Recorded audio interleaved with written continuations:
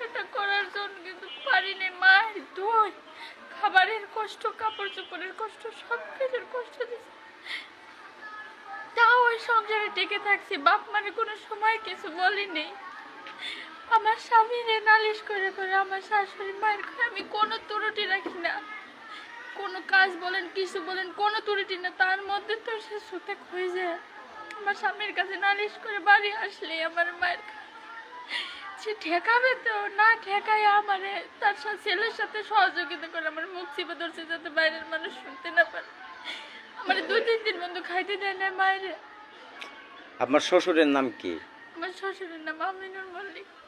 সে সবই জানে। আমিনুল মল্লিক? হ্যাঁ। আচ্ছা, আপনার স্বামীর নাম কি? মুজাহিদ মল্লিক।